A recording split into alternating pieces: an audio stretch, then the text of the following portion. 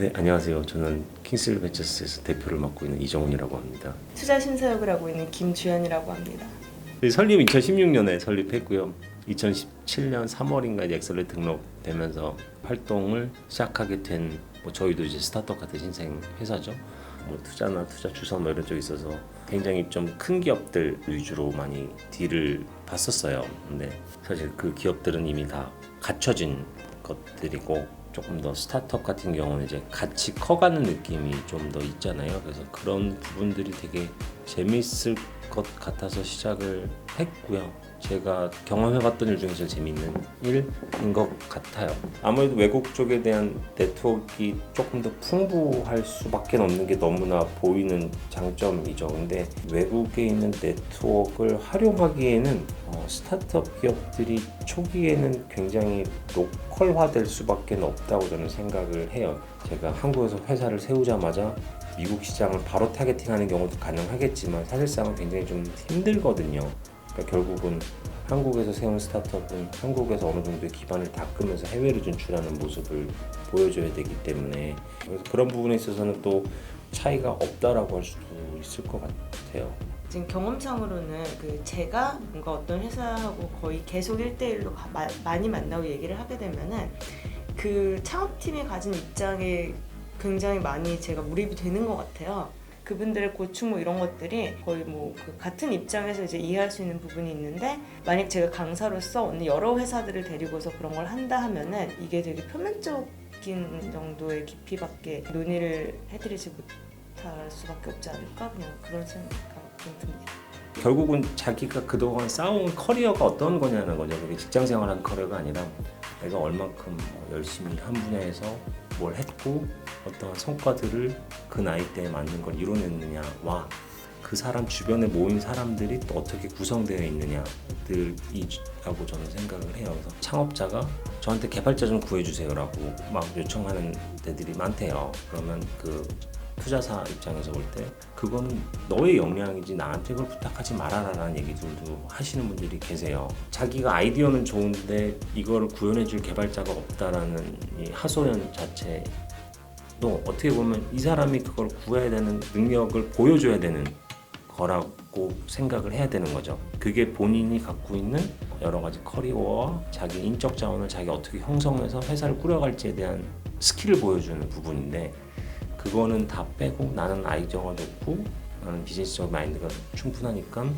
나를 보고 투자를 하고 개발자를 섭외해주면 좋겠어라는 부분들이 어떻게 보면 1편 맞는 얘기이기도 하지만 한편으로 반대편에 있는 사람 입장에서 볼 때는 그거는 해서 보여줘야 내가 투자를 하지라고 또 판단할 수도 있어요.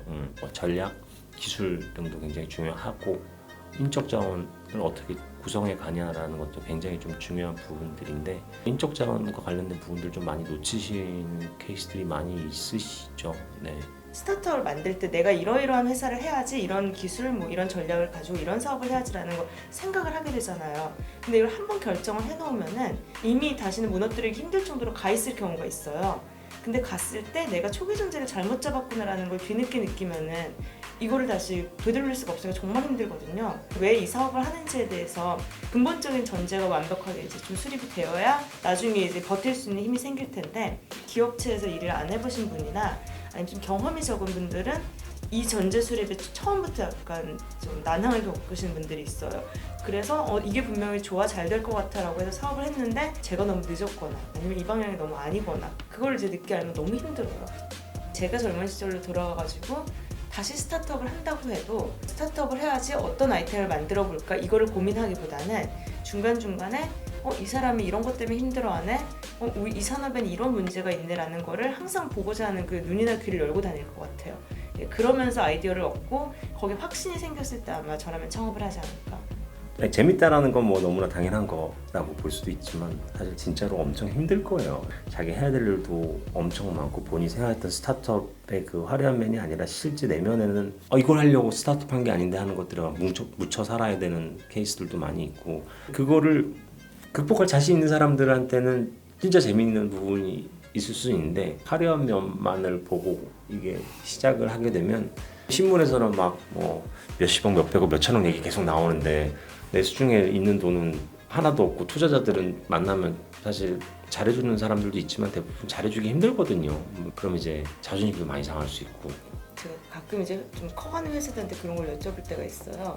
그 회사는 대표님 없이도 돌아가세요? 약간 이렇게 지금 네, 여쭤보는 경우가 있는데 그게 초기 기업들은 관리라든지 경영이라든지 이런 거 다 그 대표자가 다 지고 있거든요. 사실 대표가 모든 일을 다 하다 보니까 이게 빠지면 회사가 안 돌아가는 경우가 많아서 그만큼 이 대표님들은 휴가도 못 가고 쉬지도 못하고 회사에 생기는 모든 일은 자기 일인 거예요.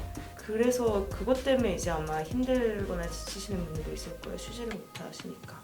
제가 대학생 때로 돌아간다면은 학교 사람들이나 과 사람들 말고 굉장히 바깥에 있는 다른 일을 하는 많은 사람들을 봤을 것 같아요. 저는 그게 조금 모자랐었거든요. 학교 다닐 때.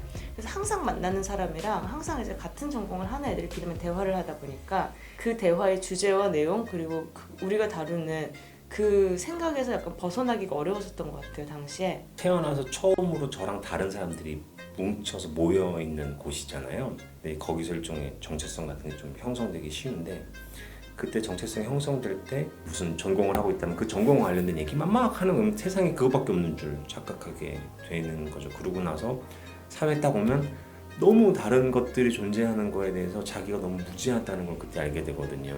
어떤 하나의 산업을 보통 타겟팅해서 스타트업을 창업하잖아요. 하면 그거를 좋아하는 사람들끼리 모여서 계속 얘기를 해요. 그럼 자기네들만의 세상에 맞는 스타트업 비즈니스 모델을 만들어요.